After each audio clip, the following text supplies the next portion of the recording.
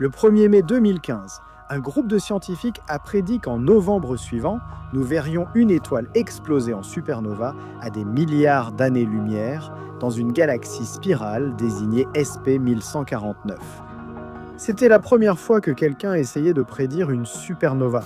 Et pour cause, elles sont incroyablement rares et imprévisibles. Pour une étoile de plus de 8 masses solaires, une supernova marque la fin de sa vie. À court de carburant dans son noyau, l'étoile s'effondre sur elle-même, puis dans l'écrasement qui s'ensuit, elle explose violemment. Une supernova peut briller autant qu'une galaxie. Et surtout, la lumière émise suit un schéma prévisible. Elle brille intensément pendant des semaines, puis s'estompe sur une période de plusieurs mois. Mais les supernovas sont rares. Dans une galaxie comptant environ 100 milliards d'étoiles, on peut s'attendre en moyenne à seulement 2 supernovas par siècle. Alors essayez donc de choisir l'étoile qui va exploser. On peut désormais estimer la durée de vie d'une étoile selon sa masse, sa luminosité et la température de couleur. Ces données précisent sa phase dans un cycle de vie prévisible. Cependant, l'estimation du moment où une étoile massive explosera en supernova reste très incertaine. Prenez par exemple la supergéante rouge Bételgeuse dans la Voie lactée. C'est une excellente candidate pour exploser en supernova. Les scientifiques estiment que Bételgeuse explosera dans les centaines de milliers d'années à venir. Quand cela arrivera, elle sera si brillante qu'on la verra même en plein jour. Elle rivalisera avec la pleine lune la nuit par sa luminosité.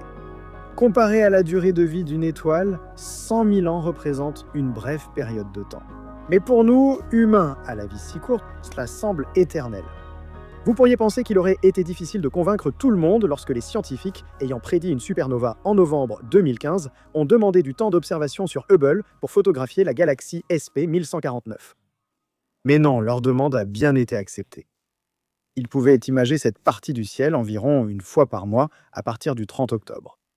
Avant, la galaxie était trop proche du Soleil pour que Hubble l'observe. Sur cette première image prise à la fin du mois d'octobre, il n'y a pas de supernova. La prochaine image a été prise le 14 novembre. Encore une fois, pas de supernova. Mais sur la troisième image, prise le 11 décembre, jackpot. Il y a une supernova exactement là où ils l'avaient prédite, et presque exactement au moment où ils avaient dit qu'elle apparaîtrait. Alors, comment ont-ils réussi à prédire une supernova presque au mois près ? Eh bien, la vérité, c'est qu'ils avaient déjà vu exactement cette même supernova auparavant. Pas une fois, pas 2 fois, ni 3 fois, mais 4 fois de plus. 1 an plus tôt et 5 mois avant les prédictions, Hubble a pris cette image. Vous voyez ces 4 points lumineux ? Ce sont plusieurs images de cette même supernova. La raison pour laquelle nous voyons la même supernova à 4 endroits différents, c'est qu'il y a une lentille entre nous et l'étoile en explosion. Pas une lentille en verre, bien sûr, mais une lentille gravitationnelle, composée d'une énorme quantité de matière ordinaire et de matière noire. L'effet de lentille gravitationnelle a tendance à magnifier les sources lointaines et à augmenter leur luminosité apparente, car les rayons de lumière sont concentrés. Cela étale l'image des galaxies lointaines en arcs, en filaments et en toutes sortes de formes étranges. Et bien sûr, pour un observateur lointain dans une autre galaxie, la lumière de notre propre Soleil et de la Voie lactée pourrait être déformée de la même manière. Dans le phénomène de lentille gravitationnelle, il y a 3 éléments essentiels: la source, la lentille et le télescope. Si la lentille et la source sont sphériquement symétriques, et si la source, la lentille et le télescope sont parfaitement alignés, on obtient ce qu'on appelle un anneau d'Einstein. La lumière de la source est déviée uniformément autour de la lentille, formant une image d'anneau diffus. Si la source et la lentille sont sphériquement symétriques mais mal alignées, nous voyons une rupture de l'anneau d'Einstein qui se divise en 2 demi-cercles. Et si la source, la lentille et le télescope sont alignés, mais que la lentille manque de symétrie axiale, par exemple, elle pourrait avoir une forme elliptique, et bien dans ce cas, vous obtenez 4 images en forme de croix, une croix d'Einstein. Donc, ce qui s'est passé avec notre supernova, c'est qu'il y a 9,3 milliards d'années, une étoile mourante dans une galaxie très très lointaine a explosé en supernova. L'explosion a envoyé une onde de lumière dans toutes les directions. Il y a environ 5 milliards d'années, avant même que la Terre n'existe, cette lumière a rencontré un objet très massif qui a déformé l'espace-temps. C'était un amas de galaxies appelé MACS, J1149,5 plus 2223. Oui, c'est un peu long, mais ce nom indique simplement où il a été découvert dans le ciel par le Massive Cluster Survey. Cet amas de galaxies est composé de nombreuses sous-structures massives, comme des galaxies individuelles et des halos de matière noire. À un moment donné, alors que la lumière traversait cette région, elle a rencontré une galaxie elliptique presque parfaitement alignée avec l'endroit où la Terre se trouverait finalement. Et la déviation gravitationnelle a focalisé des rayons lumineux qui divergeaient initialement sur des trajectoires qui ont convergé vers la Terre. C'est pourquoi nous avons vu la même supernova à 4 endroits différents. La supernova est apparue à 4 endroits différents et les images sont aussi apparues à des moments distincts.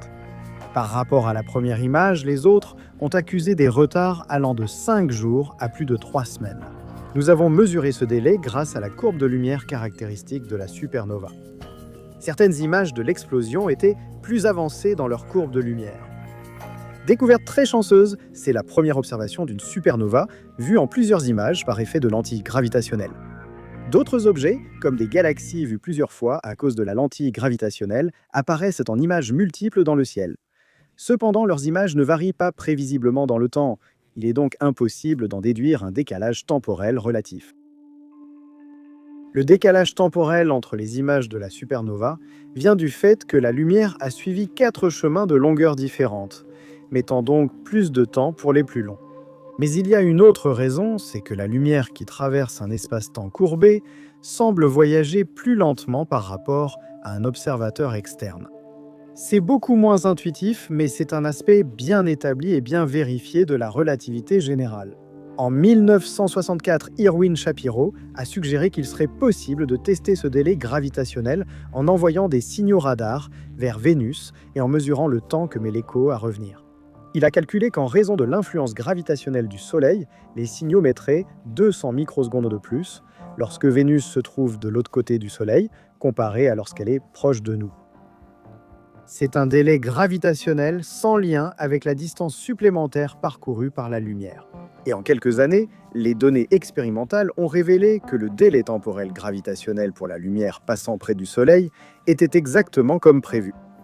Aujourd'hui, afin de déterminer avec précision la distance jusqu'aux sondes Voyager et Pioneer, ce délai temporel de Shapiro doit être pris en compte. Maintenant, je veux que vous regardiez à nouveau les 4 images de supernova. Remarquez-vous comment la même galaxie apparaît 3 fois sur cette image. C'est la galaxie hôte de la supernova. Elle est elle-même soumise à l'effet de lentille gravitationnelle de l'amas de galaxies massif max J1149,5 plus 2223. En fait, cet amas agit comme une lentille gravitationnelle pour des dizaines de galaxies. Les scientifiques étudiaient et modélisaient donc la distribution de la matière dans l'amas bien avant la supernova. Ils se sont demandé si nous voyons ces 4 images de la supernova dans une image de sa galaxie haute, quand la supernova apparaîtra-t-elle dans ces 2 autres images de la galaxie haute?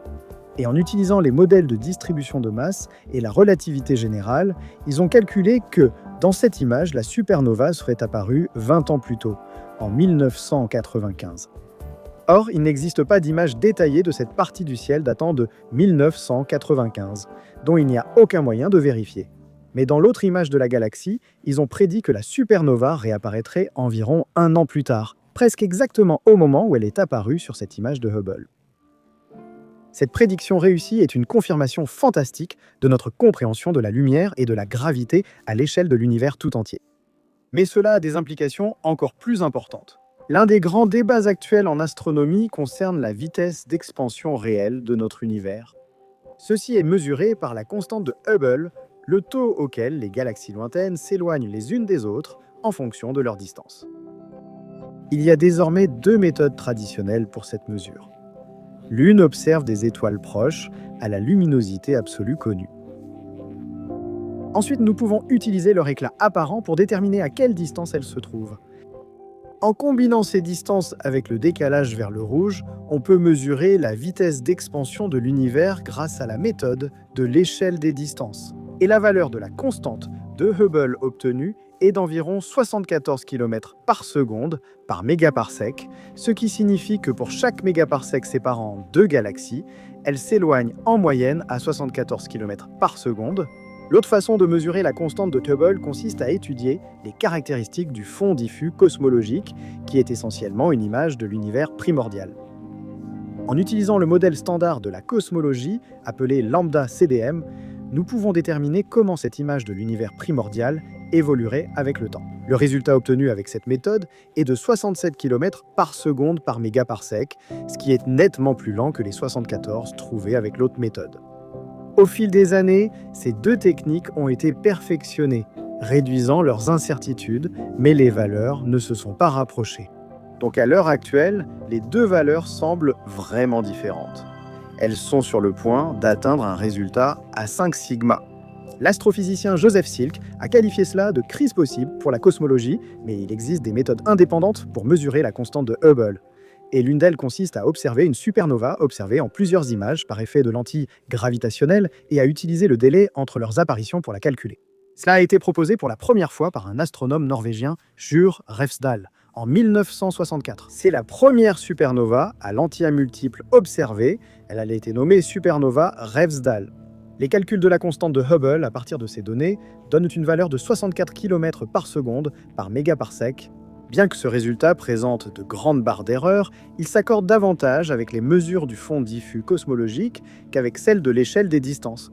Ce à quoi je ne cesse de penser, c'est à quel point l'espace est étrange. Je veux dire, j'avais l'habitude de le considérer essentiellement comme du verre, fondamentalement transparent, avec quelques zones brumeuses ou de légères distorsions. Mais ici, l'espace déforme la lumière sur plusieurs trajectoires courbes, faisant apparaître le même événement à 6 endroits différents dans le ciel, séparés par des jours, des semaines, 1 an et 20 ans. Et ce que contiennent ces distorsions, c'est l'information sur le fonctionnement de tout notre univers.